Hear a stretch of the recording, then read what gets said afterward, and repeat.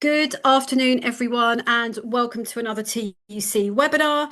We'll be getting going in a minute or so. I'm just going to let as many people as possible join us here in the Zoom room. We've got several hundred of you registered for today, so we want to give as many people as possible the opportunity to join us.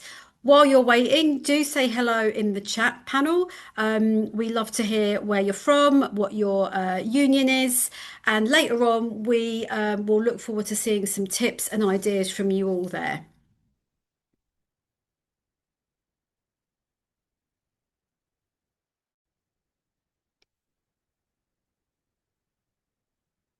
Okay, hi everyone. Great to see some of you already saying hello in the chat panel. The numbers keep going up as you're joining us here in the Zoom room. Zoom room. We'll be getting going in about 30 seconds, but great to see so many of you here today.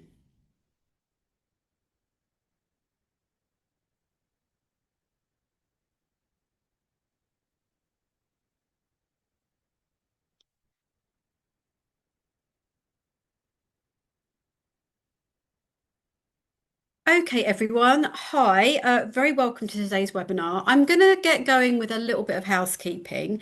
The Zoom room is still filling up, but we'll just do our usual how the webinar works. So I'm Anna from the TUC, and I'm joined today by two great speakers who I'll tell you a little bit more about in a minute. But we've got Nigel Williams, who is a TUC tutor, and Ivor Riddell, who is an RMT rep. More from them shortly. So if you'd like to follow along with today's webinar using the captions, please click the closed captions button, which is at the bottom of the screen. That will then allow you to follow along with those. We are, of course, recording today's webinar. So if you miss anything, if you need to leave, please don't worry. We will send you a link to the recording either later today or first thing tomorrow, along with any resources that we talk about during today's session. We do also have a PDF resource that both Nigel and Ivor are going to be talking through. And you might not see that on the screen, but we'll definitely share that with you as well. Um, we have kept some time for questions at the end of this session. So again, at the bottom of the screen, there is a question and answer panel. If you post a question there for our speakers, I'll make sure we look at those afterwards. And of course, so many of you are already using the chat panel to say hello and tell us where you're from. We've got a huge range of unions, geographical locations, and workplaces, which is fantastic to see as ever. So today we're going to be talking about communication skills as a rep. Now, this is fundamental, isn't it, to everything in all aspects of your role as reps, whether you're representing members individually, talking about a union campaign, reporting back on meetings with management, how you communicate, and effective communication is absolutely key. So this is what we're going to be talking about today. We're going to be hearing from Nigel on some of the best practice, best methods, and also some examples from Ivor and his experiences of actually putting these into practice in the workplace. So we're going to start off with a bit of a question for both of our panelists. I'm going to ask them first. Nigel, if you could start us off, why is good communication so important for reps in their role?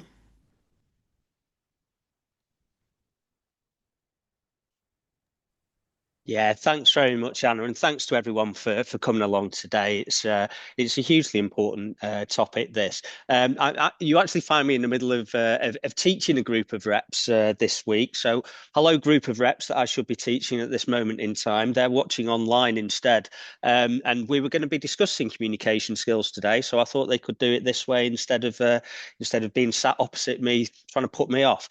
I, when we talk about communication, when we talk about what makes an effective rep at the workplace, Anna, it really all comes down to communication, whether that be one-to-one communication, speaking to individual members about their individual issues, or increasingly, obviously, when we're teaching these courses, we try and look at collectivizing issues. So trying to get people to come together in groups. One of my bugbears, I think we've kind of lost the habit a little bit of getting people together in a room to have collective communications and collective discussions about things.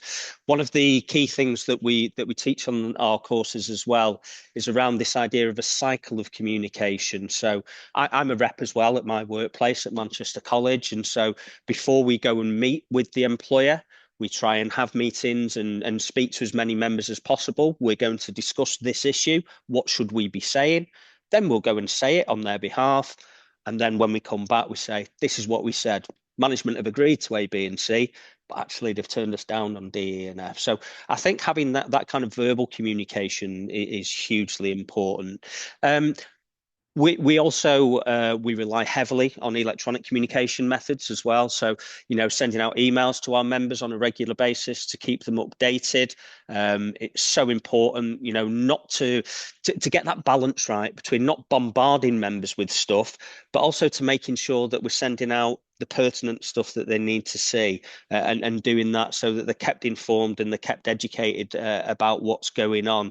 And I guess the final thing I say before I hand over to Ivor is increasingly now with groups that I'm teaching, one of the main methods that they use of keeping in touch with each other, whether that be as a branch of reps or whether it be as a wider group at their workplace, is using WhatsApp and using WhatsApp groups and other social media systems just to keep in touch with each other, to allow for that two-way dialogue between members and reps as well, which again I think is very important. But I always put a bit of a caveat on that as well, and just to kind of say, look, be super careful about what's going on within social media or in WhatsApp groups or whatever. Always work on the basis that it may be seen at some point, whether that be by the employer or by other people. So always make sure that all messaging is kept super respectful in that kind of way. Thanks, Nigel. And that's a great start, I think, that sets the scene of some of the things we're going to be discussing in a bit more depth and, some great guidance there. So, Ivor, you've been a rep for quite a few years, haven't you? And One or two. what's one or two exactly? So, can you talk to us a little bit about, the best communication and what you found works for you? I mean, bearing in mind that you are a rep for the RMT, and some of these methods will be applicable across different workplaces and different sectors, but also there are some nuances with your sector that we need to bear in mind as well. Sure. Okay, well, firstly, thanks for inviting me on. I've now got to follow Nigel. Thanks for that. Um, yeah, I mean, for me, the key thing to remember is that as a rep, we are the leaders in our workplaces. People look to us for messaging, they look to us for advice, they look to us for leadership, if you like. It's very important that we carry on with those messages. We keep the messages simple, but we keep them focused on what the message is and what we want to achieve. Because if someone's giving you a message or communicating with you, they want something from you. And that's just the nature of the beast.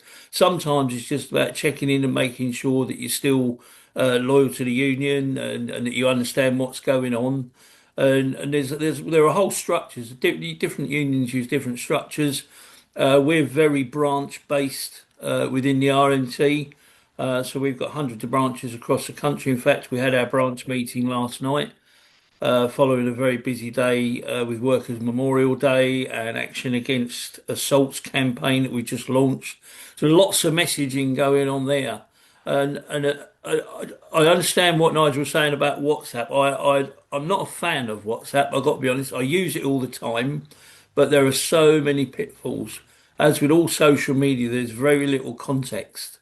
And that's why they actually invented emojis and stuff to try and give it context. But it is still very little context unless you're very careful about how you word your messages and how you respond to people as well. And the messaging has to be clear and it has to be thought through. Whenever I get an email that's a little bit, oh, I'm not sure whether I want to answer that properly or not. What I'll do, I'll put it aside for 24 hours. I won't respond straight away because the temptation is to just chuck another email back, get it out of the way, tell them what you really think. But actually, you need to be a little bit more diplomatic than that sometimes, and maybe take a bit of advice.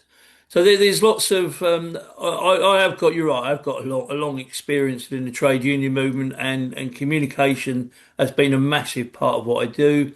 As you know, I'm very heavily involved in the adult learning and lifelong learning sector. And the messaging there has to be so careful, because what you want to do is actually get into workplaces. And if you start peeing off the manager by saying all the sort of saber rattling stuff, then you're going to hit brick walls and not get anywhere. So if you want to achieve stuff, you've got to learn to communicate properly. That's fantastic, Ivor, and thanks for that. We also have had a couple of comments in the chat about WhatsApp, and I think a lot of us can agree. We both love it and hate it. It can be really useful, but also it can be a right pain. And your tip about waiting 24 hours before sending an email, another method I've heard about is once you've typed your answer, count to 10 before you send it and reread it before you hit send, because maybe saves yourself a lot of embarrassment or hassle in the long run. Okay, so next I want to talk a bit about union visibility in the workplace. What ways can the union be visible, especially if there might not be one particular um, break room or area that is used by all staff? Can you start us off on that, please, Nigel? Yeah, I think again, without wishing sound like thoughts, is really important. I think it's dead important that we use them, and it doesn't have to be from my experience as a rep rather than as an educator. It doesn't have to be, the most professionally done communication or whatever. Some of the most effective communications I think we've put out or we've used it has been when we've been in the middle of pay campaigns and things like that, and literally just handwritten notes that we've put up just to let people know where we're up to in one of the things we four different campuses, and so again, that's quite difficult to make sure that we get round and people, have we have that visibility across all the different sites.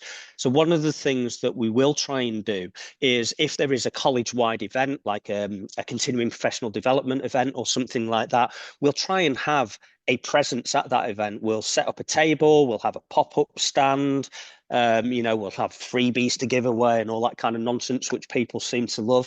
But one of the things that was one of the most effective things that we did was when we were in the middle of a pay campaign, we literally just had a flip chart. And I just wrote a handwritten note up there to say, this is where we're up to with the pay negotiations. This is the offer that's on the table at the moment. And we found that that attracted a lot of people over because they were interested in what was going on in that kind of way. I think increasingly now, when we've got more and more people working from home, it's very, very difficult to reach out to people, which is why we never rely just on one method of communication. There needs to be, a multifaceted approach to make sure that we're reaching out through social media, through traditional ways such as notice boards, leaflets, handing out things, emails, Teams, and making sure that we're using multiple ways of getting the messaging out to people in that way. I don't know if that's the same for you, Ivor. Just before you start, Ivor, Nigel, just your signal's dropping a little bit at times. Just just be aware of that. If it happens a lot, I'll sort of dive in and interrupt you, but it is glitching a bit, so I might ask you to repeat a couple of things in a bit. Sorry, Nigel. Thanks, Nigel. Ivor, away you go.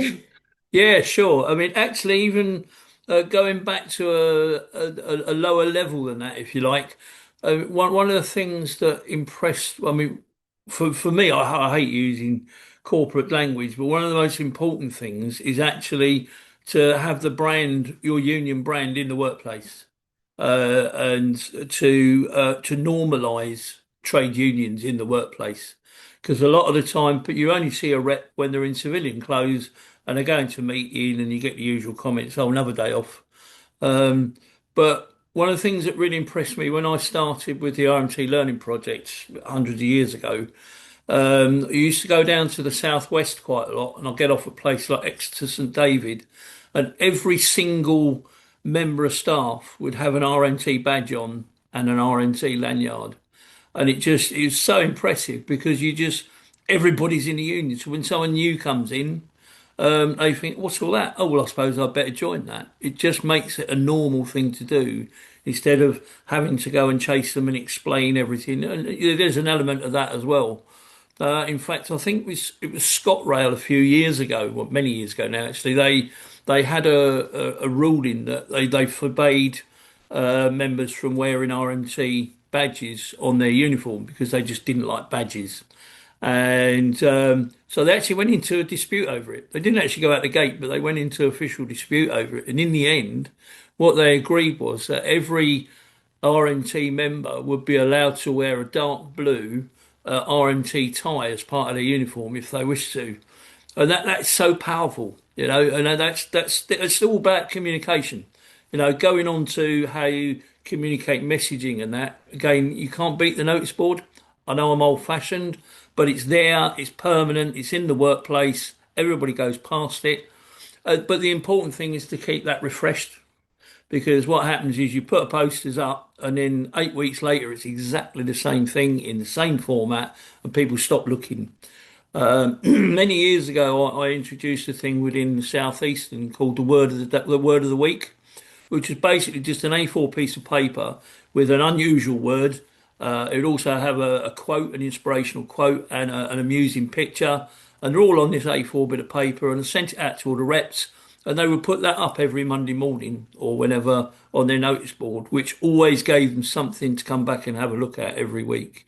And it's just using those strategies are really important. And I think they're the basis of communication and the branch structure. But there's nothing better than a good rep in the workplace talking to members, answering them questions, but also asking them questions as well, challenging their perceptions. Because the best organised workplaces, wherever you go, are where you've got good quality reps who will carry the message and constantly be available. Thanks, Ivor. And we'll be coming back to this idea now. I'm going to refer to them as walkarounds, right? Mm, So walking around, talking to people. And I'm going to come back and ask you about some examples of that I'm sure you've got lots of. sure. But Nigel, for people who aren't sure what a walkaround is, can you tell us about them, what the advantages, disadvantages may be? Yeah, I will, Anna. And please just shout if my um, microphone breaks up again, and I'll stop. I think having one of the best examples of a walk around that I came across was a group of reps from a further education college in the north of England who were trying to get the vote out, get the ballot result out that they needed to get across the threshold to take industrial action. And what they did every lunchtime was start at the top of the building. They'd all get together and then they'd kind of work their way through the entire college from top to bottom as a group, as a posse of about 12 of. And then, as people said, they didn't know what they were talking about, they didn't have their ballot paper or whatever, a couple would break off and talk to them. And that visibility, as Ivor just alluded to, I think is so important. So often people say they don't know what the union are doing, trying to other the union as if it's something else. But I think if you've got people in there talking to people face to face, you can't really miss that, Anna, and that is hugely important. So doing walkarounds in that kind of way, I think is a great way of getting people engaged. Yeah, absolutely, Nigel. And I think as well, it will we often hear that members might only go to their rep when there's a problem, right? They've got a meeting with their manager perhaps that they might want some representation in, so they only go to the union in those situations. But you're right, if you're visible, people know who the rep is in good times and in not so good. So yeah, Ivor, you're not necessarily in a traditional workplace, as in Mm. it's not in one physical building, it's a Mm. train, right? Or a train station. So in your experience, how do walkarounds work, and what has worked and what's been good for you? Yeah, so we you have to adapt. I just have to say I've got this mental image now of Nigel with his posse marching through the corridors to the tune of "This Is Way to Amarillo," like Peter Kay. It's just me. Yeah, so again, because we've got a large number of reps, so people are out. So we're out and about. I'm a conductor, so I'm out and about on the trains. But when you see people in passing, you're standing on the platform, you're chatting to staff. We do have restrooms, so if you're on spare or cover, we'll sit there. And indeed, we've finally managed to get our manager to agree recently to a facility day every month to sit in the room and actually hold kind of surgeries, and the platform staff will come in and speak to us. And I know reps, certainly within signal boxes and things like that, do very similar things. So rather than walk around, we'll provide a place for people to come to us if they've got questions.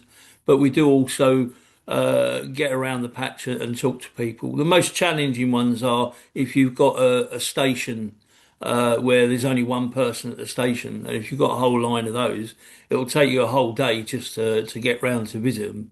But we do that because we feel we have to, and it's necessary, and you've got to keep that constant link going because if you stop talking to people, that's when they start making stuff up in their own head and all sorts of things.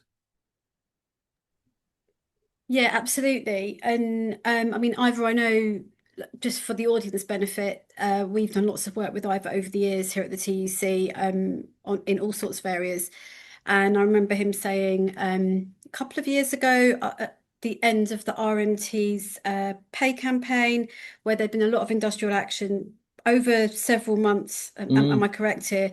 And I remember you saying that you had to do a sort of almost cleanup operation at the end of that that involved you going out and talking to people and reminding them this is what the RMT is for. And why we need you. We need members involved. So it's mm, in all times of union activity. I think this is important. So definitely. we're going to talk now about a couple of union specific methods. I mean, they might not be used by just those unions. In fact, I know they're not, but the examples we've got are going to be referring to both one from Nigel's union, UCU, and Ivor's RMT. So first off, we're going to be talking about something called spider mapping, which is a method that is used in the UCU. So, Nigel, can you tell us a bit about that, please? Yeah, thanks, Anna. This is something that our full-time officers kind of introduced us to, Nigel Flanagan, through from the and what trade union branch the last time that we were in dispute with the employer. We've got approximately 350 members, UCU members at the college. There's around about 10 reps and officers to look at. I was going to say to service those members, but we're not talking about servicing here because this was very much an organising approach that we took. And what we did was we broke down that list of 350 into groups of 10 members, and then what we asked our members to do was to take responsibility basically for 10 members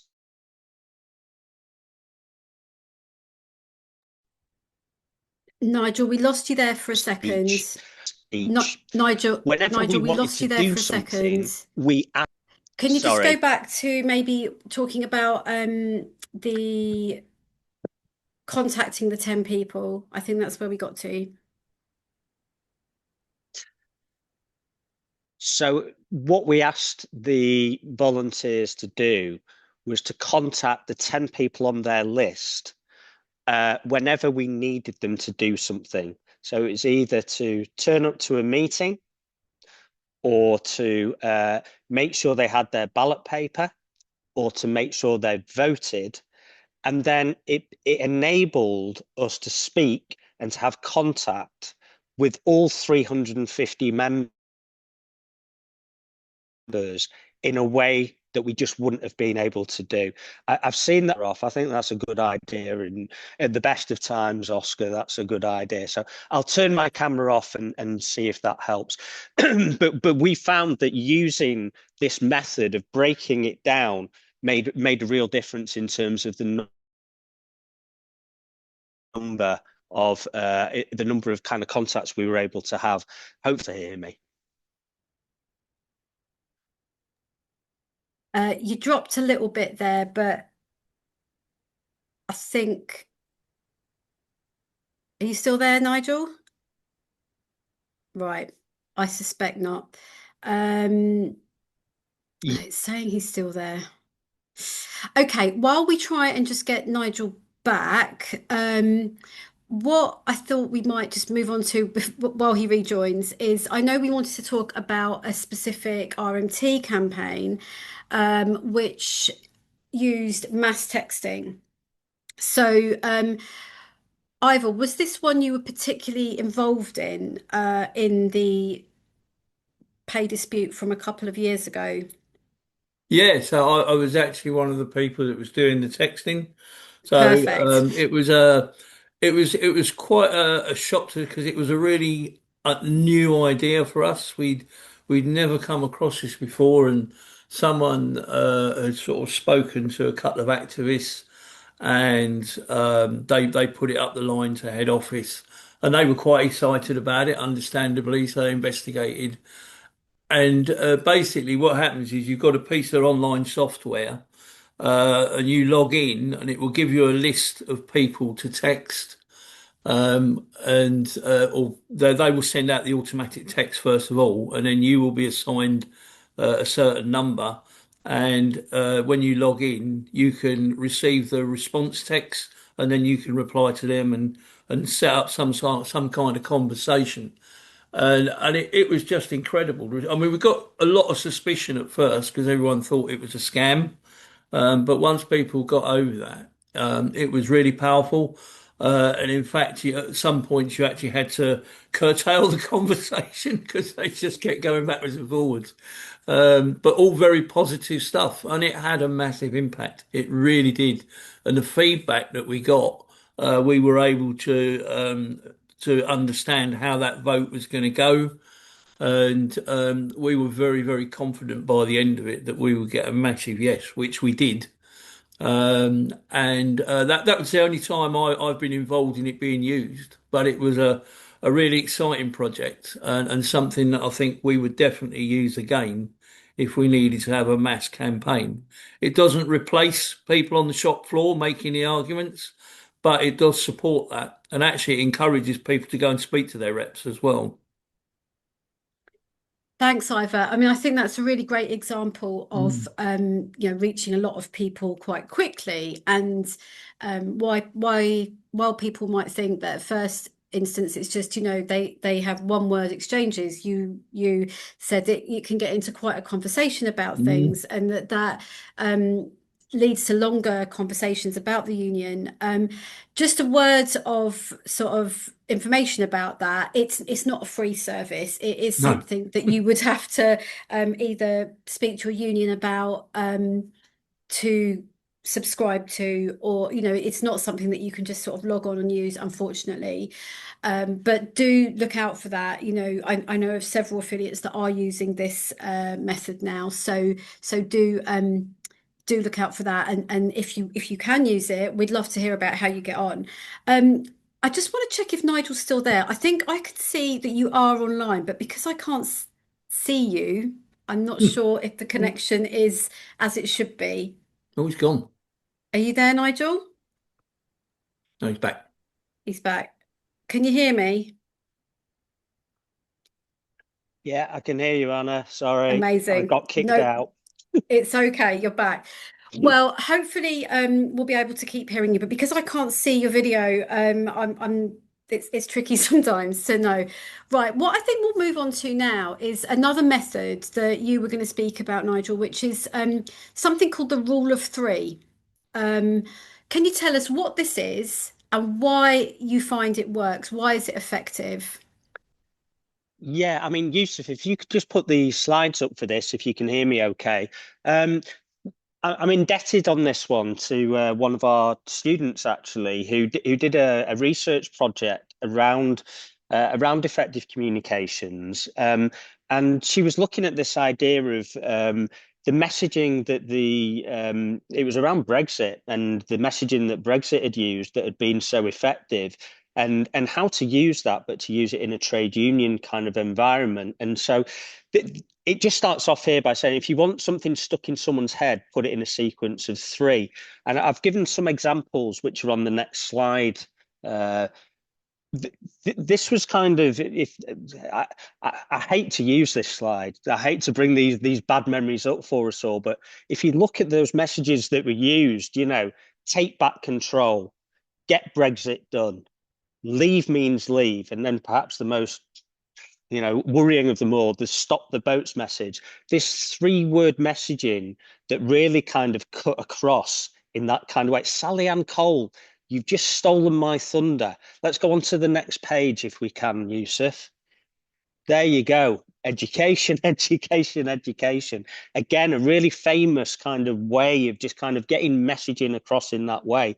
So we were kind of thinking, well, it does work. Unfortunately, it does cut through and it does kind of work. So how can we use that? How can we harness that and use that for good? So again, on the next slide, we've got some kind of examples there where it has been used.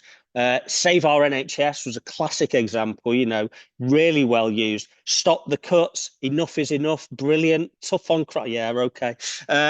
Keep the guard, which was an RMT one that was used as well, very much so, So we're not saying that, if you come up with a rule of three, it's going to always work in every circumstance. But I think if you can simplify your campaign down to a three-word slogan that can then be used to gain interest and to gain interest at the workplace, it's a really good starting point. And one of the best examples, which is on the next slide, was actually this idea of the save ticket offices, which was, to my mind, Ivor, one of the best social movement campaigns that has happened in the last 20 years in this country, where you had trade unions and interested groups such as disabled travellers and various other groups involved as well. So the Save Ticket offices, although they sneaked in our railway, but Save Ticket offices, I think, is a brilliant example of this. So, Ivor, I don't know if you wanted to say a bit more about this campaign. Yeah, so I mean, this was this sort of came about through the industrial action we were involved in a couple of years ago, which was quite protracted. And one of the key things that the management were attacking at the time was they literally want to close every ticket office. They saw London Transport or TfL get away with it on London Transport or London Underground, and they thought they'd roll that out across the country. But by then, I think the union had learnt its lesson from the TfL issue. And we'd already set up lots of links with the Association of British Commuters, I think it's called. Also, DPAC and various other access groups. And it was really, really powerful. And because you've got lots of different information coming in from all different sources, it kind of overwhelmed the media a little bit, and I think they thought, "Oh, there's got to be some traction to this," and we actually got a lot of coverage, and it is very powerful. In fact, as I said yesterday, we were out and about at Gray's End Station, leafleting. Well, in fact, they were all over the country. Branches were leafleting for Action Against Assaults, another three-word campaign, which we're just currently launching at the moment. So it is really powerful. The ticket office one was a massive victory. And they fought tooth and nail to push it through. In fact, they got to the point where the Association of Train Operating Companies actually lost their what's it with the government, because the government had told them to take this campaign forward and that they would back them 100%. And they put out a consultation, and the various accessibility groups took them to court over it because it wasn't a proper consultation and it wasn't a long enough consultation. And so they forced them to abandon that consultation and have another one, which took another month or 6 weeks, I think it was. And at the end of that, the ruling was that actually what they're doing is in breach of the Equalities Act and various other pieces of legislation. And so, of course, the government backed off and left the train operating companies to fight a fight without any backing. They were still getting the money out of the government, of course, but there was no actual backing for them because they realised they'd screwed up. And the bosses were absolutely furious with the Department for Transport. And it caused a bit of a wedge for a couple of years between them, which was great for us. Yeah, thanks, Ivor, and thank you for that overview of the sort of three-word campaign. And I noted a couple down that were posted in the chat while you were both talking about that. Just a few that spring out. Cuts cost lives, which I think was an FBU campaign. Unity is strength, which I don't think any one union Oh, has classic. claim to. We all use that, and the name of an organisation, of course, that has worked well with this three words: hope, not hate.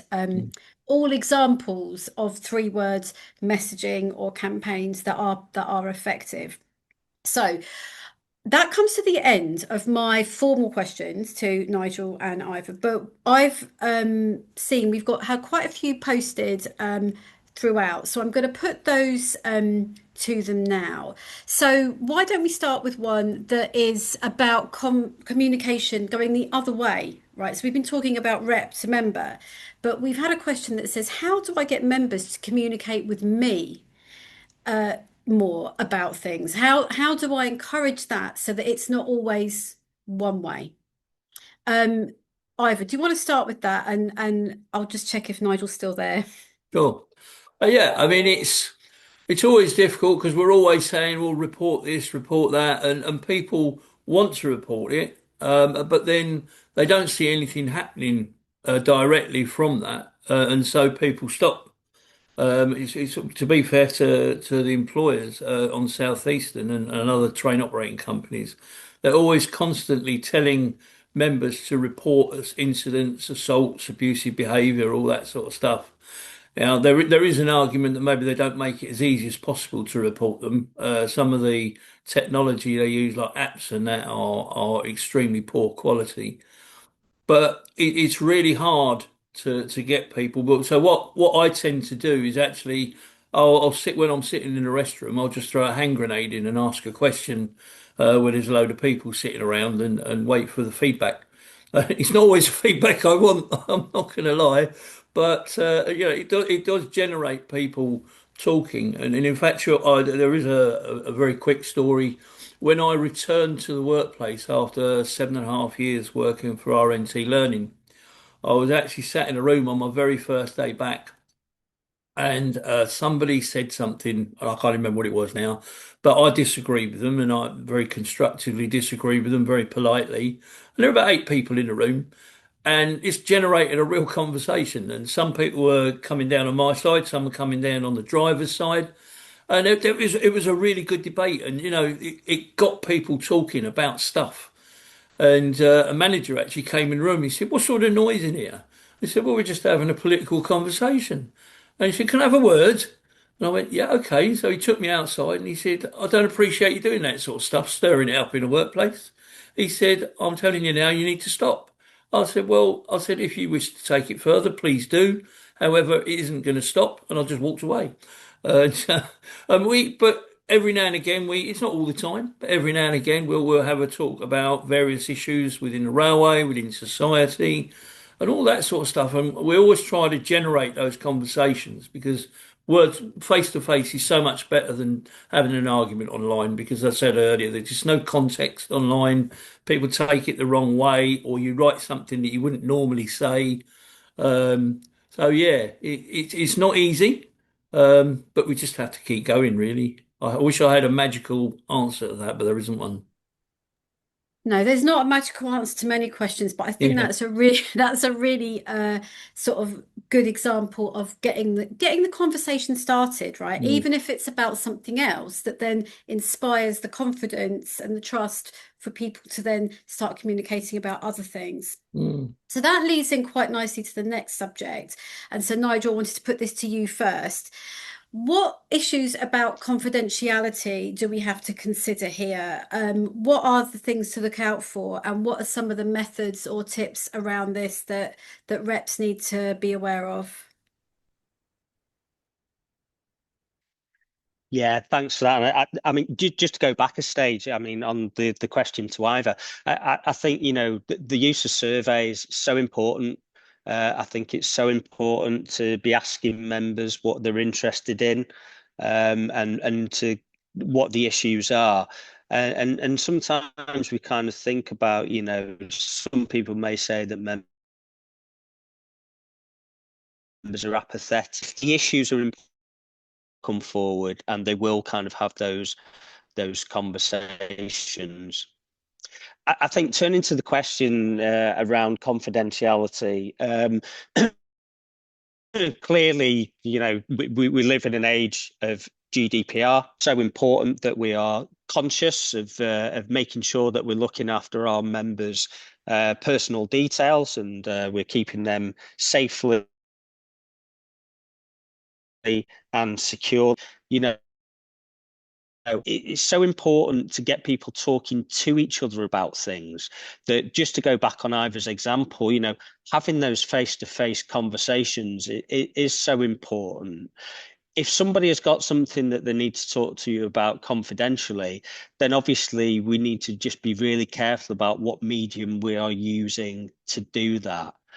But I think the vast majority of things, we need to have those conversations, and we need to be having them in an open forum,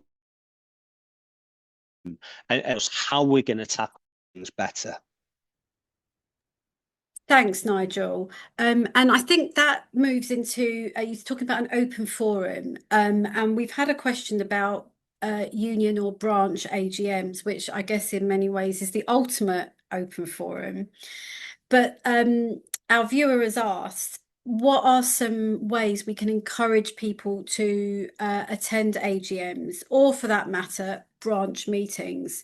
So, Ivor, of all the branch meetings you've organised or attended, what are some of your best tips for getting people to get involved, to come along? Bottom line, food. I'm being, I'm making a joke there, but actually, our branch meetings locally, we always have. I mean, I'm very fortunate that my wife's a good cook, so we always have a stew, or we will have a fruit cake or stuff like that, even chocolate brownies. And it doesn't draw people in, but actually it's about, there's a very old phrase, people might forget what you look like and they might forget what you say, but they'll always remember how you made them feel. And if people have a bit of a feel good factor about coming to a branch meeting, then that will encourage them to come back. There is, again, as with all these questions, that there's no magic formula. I'm not a great fan of online branch meetings. We now are allowed under our rule book to have hybrid meetings. But our branch actually made a decision 2 years ago that we would stick to face-to-face meetings. Now we use electronic communications for everything else, and there's always plenty of information out there. But it's that human. I may be old fashioned, but it's the face to face contact where you get most done.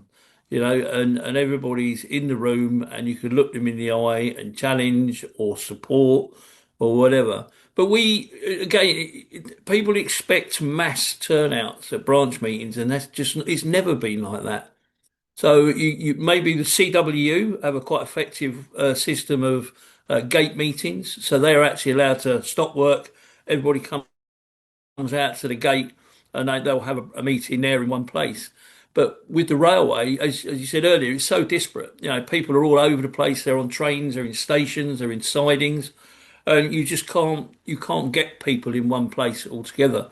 And so traditionally, our branch meetings are 15, 20 people. We got 500 members in our branch, and we get 15 to 20 on average. The AGM will usually get about 30 because we'll get a decent guest speaker. And again, if you can get a good guest speaker, that makes a lot of difference. We're quite fortunate that we had Eddie Dempsey down to our last AGM in February, and that pulled in a lot of people. But it's just thinking outside the box. And actually, we were talking a little while ago, if we actually get much bigger as a branch, we might have to think about having two meetings, so one in one location and one in another. Now, that's a lot of extra work for branch officials and for reps, but it is important that we do these things and keep that machinery working, because that's how you communicate most effectively is through the machinery. Yeah, thanks, Ivor. And I just want to highlight as well that I know that we've had a few comments in the chat about um, having a online option or a hybrid, like you said, maybe have two branch meetings. That Mm, does allow for more accessibility for members who may have a disability or can't travel to a location. So I think we all need to think a bit creatively about what the needs of our particular branch are.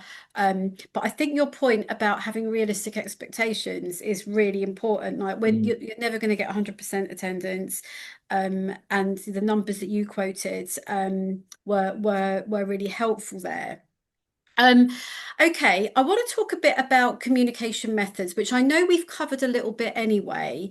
But Nigel, in your teaching reps from all different unions, across the spectrum, from general unions to one sector unions, and I'm sure they all use lots of different communication techniques.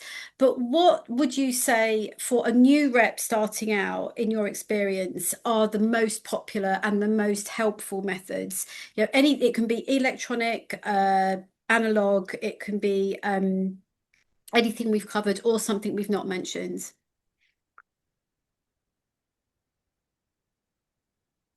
Yeah, thanks for that, and I hope you can Oh, hear me. Sorry, on the sound's hybrid really dropping meetings, again. Sorry, and Nigel, can you just start that oh, again? I'm The sorry, sound is really Anna. I'll put dropping. something in the. You'll put something in the chat. Okay, great. I'm so Uh, sorry. Do you want me to put something in the chat instead, Anna? That would be Yeah. great, thank All you. right. I'm Okay. really sorry. Stay on the line. I'll check in with you again in a few minutes, but hopefully the signal will improve a little bit. Okay, we've still got lots of other questions, and I've got one that's been specifically asked for Ivor. So you mentioned the notice board and keeping it Mm. refreshed all the time, and about the word of the Word of week the or week, yeah. quote. So one viewer has asked has for more examples of things that you can do on the notice board, maybe other than word of the week. What else have you Sure. tried? What things can they do in their workplace? Because I think this is a really great idea, and Mm. people obviously want to take this best practice. So one of the other things to do, if there's a lot of stuff up that's been there for 3 or 4 weeks and nothing's really moved, I'll actually move the notices around. So it's the same information up there, but you just put it in a different pattern, and people will come back and reread it because it looks different. It just catches the eye. Other things I'll put. We've got quite a large notice board, fortunately. I was at I can't remember which conference it was, and I was at a conference and John Hendy was there, and from the what's the organisation he belongs to now? I've forgotten now. Anyway, so they were giving out these lamp briefing pamphlets on the new Workers Act, Employment Act. Thank you, I lost the plot there. IER, thanks for that. So yeah, and they were really nice, and they were very clear, explained how things were working, and so we put that up. So I've got a couple of copies, both sides, put them up on the notice board, so it's stuff that you can actually read that gives real time information, but it is just about keeping it fresh and keeping things moving. So if you just put up pictures, the unions are always sending out pamphlets and different paraphernalia on various stuff. You can get loads of stuff on the TUC websites, the education websites. I mean, just putting up some, I mean, they've got these fabulous e-bike courses, is it called? I've forgotten. So just put a list of the links for those up with QR codes and things like that. Just moving stuff around, keeping it fresh and keeping it relevant. That's great, Ivor. And you've sparked some ideas in the chat as well, which I think Cool. are fantastic. People have suggested other kind of quizzes or Yeah, word games that you could put up, like a dingbat game, word searches, guess the celebrity, maybe like yeah. pictures of celebrities as a little kid. Have a bit of fun. Great ideas. Yeah, have a bit of fun. Another really good idea, I think, is members' achievements. If someone has done something really amazing, we Mm, can feature that. And Ivor, you also, I know, have done a lot of work in union learning, and you started out as a union learning rep. indeed. Um, that must be something that you very often feature on in communications because let's face it, it's very often a positive story. Yeah, absolutely. So, I mean, if we've got a particular win with a member, obviously we have to check to make sure they're happy. Then we'll share that. We'll put it out on our WhatsApp group. It's got Facebook page. We've got Instagram now and stuff like that. So it's quite modern and trendy. One of the things that we're really getting into at the moment, and me in particular, actually, is doing short social media videos. So I did a course. Well, I did the last webinar when you did the about the webinar, and that inspired me to go away and have a go. And then at our education conference this year, you sent a couple of comrades along to take that a bit further. And I'm now doing loads and loads of them. I'm getting up and and then once you get used to it, it's quite simple to do. You just got to have the confidence to have a go. And you don't have to post it if it's rubbish. You can just scratch it and start again. So and that's a really popular form of communication at the moment. You just got to make sure your message is really pithy and that you get the message across using three and things like that.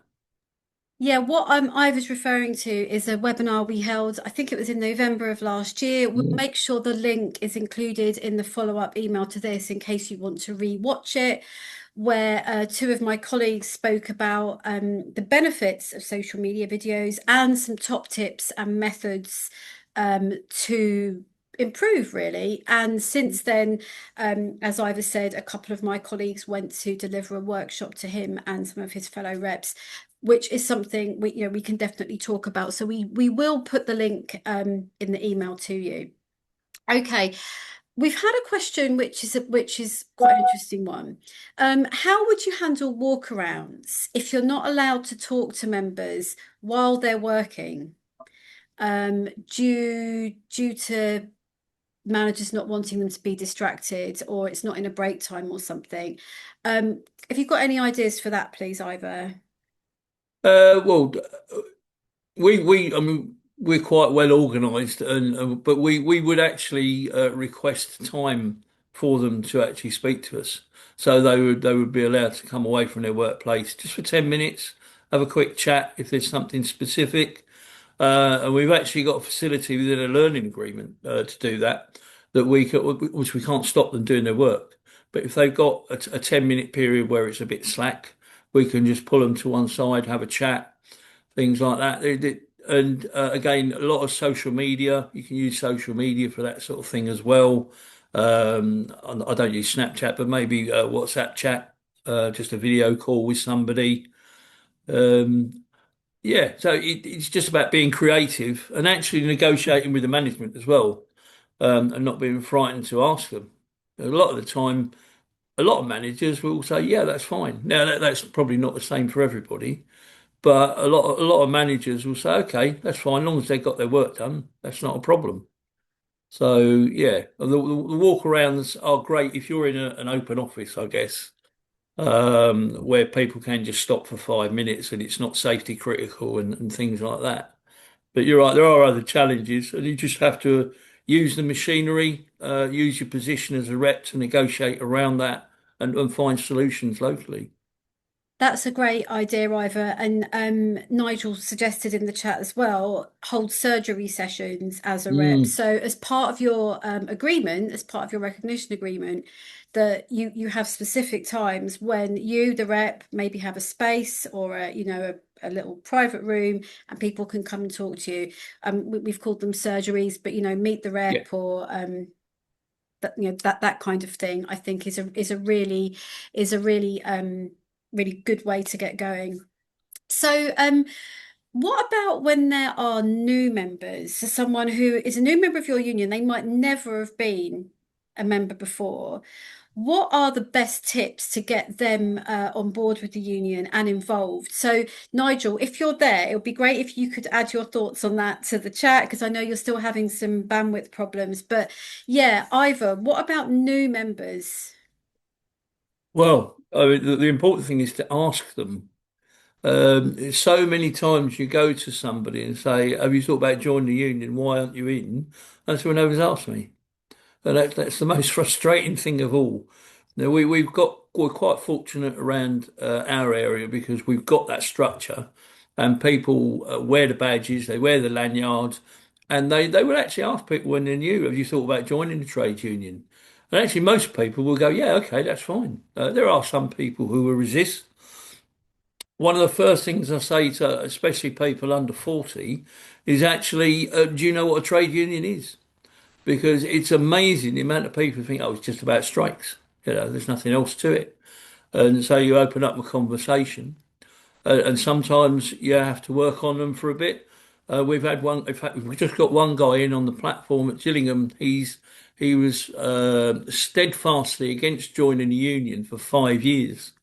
And then one of my comrades, Paul, he actually did a case with one of his workmates, and he saw the work that went into that and the win that we got, and it convinced him, and now he's joined. So it's all sorts of things, it's all sorts of different methods, and everybody's an individual, and whatever triggers them, you've got to find that trigger and just get them in. Yeah, absolutely. I think if you find what they're interested in, what is going Mm, to get them to spark a conversation with you, be it mm, the terms and conditions, learning, a health and safety issue, an equalities issue, that's your way in. And that's the definitely. way I think to get them involved in the first place. Mm. Um, right. What about when we've got members who only come to you when a problem has sort of escalated? What Mhm. ideally, in an ideal world, they would come to us when there is before the problem even starts, or Mhm. when it's small. But we hear about it as reps when it's, firefighting time. What experiences have you got of that, and how can we sort of stop that from happening, or at least bring it down a bit? hmm So, I mean, one of the classics is they're not a member and they get into trouble and then they come to us and say, "Oh, can you help?" And unfortunately, we have a rule that you must be 28 days in the union before the incident before we can help you, which is fair, actually. But yeah, there are other people. So, what you'll find is sometimes a manager will overreact. So, somebody will go to them with a complaint and they just want to get it dealt with and they go straight into a grievance procedure. And actually, a lot of the time, it's easier just to wind that back and have a conversation with the two protagonists and see if you can work that out. And quite often, we see that happening. Um, the important thing, if it's a sort of a general issue within the workplace, the important thing is to have reps on the ground who've got their ear to the ground, and they will pick up on signs, they'll pick up on antagonism between different people, or if a manager's become particularly aggressive or assertive. I mean, we've seen a rise in gross misconduct, quite a serious rise on South Eastern at the moment because there's just been a management cull and there's probably going to be another management cull within the next 6 months, lower down the scale. And so, of course, they're all showing what top managers they are, and they're coming down hard on the staff. And I would say 75% of the cases are not thrown out, but they're downgraded, or it's a lower punishment, or no punishment at all. Because and so you pick up on that trend and start doing some work around that, speaking to the members about it. Do you think the managers are getting a bit hardcore at the moment? Just watch what you do. I mean, constantly reminding them about putting stuff on social media. and that's just a rolling thing because that's just a complete nightmare for most employees, I think. That's great, Ivor. And actually, at the Mm. same time, Nigel has put in the chat that very similar to what you said, regular check-ins with members to see if there are any issues, raise Yeah. them, get a resolution informally.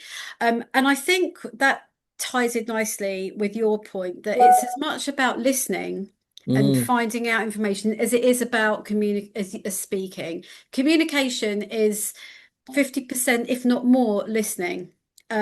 Because then you get the information that is going to be helpful to you. That has brought us we've sped through 60 minutes and Wow. it's very nearly time to finish. We have covered so much. Nigel, it'd be great if you could come back on screen, even if we can't hear you, just for the last little bit. We have covered an enormous amount of information. We will be sending some resources out to you all and a link to the video first thing tomorrow. Thank you so much for bearing with the wobbles in bandwidth. I think we still did an amazing job. Thank you, Nigel. Thank you, Ivor, and thank you Thank you. all. This is the first webinar in a series of 3. So there's one a week today and one on the following Wednesday. So do tune in for those as well.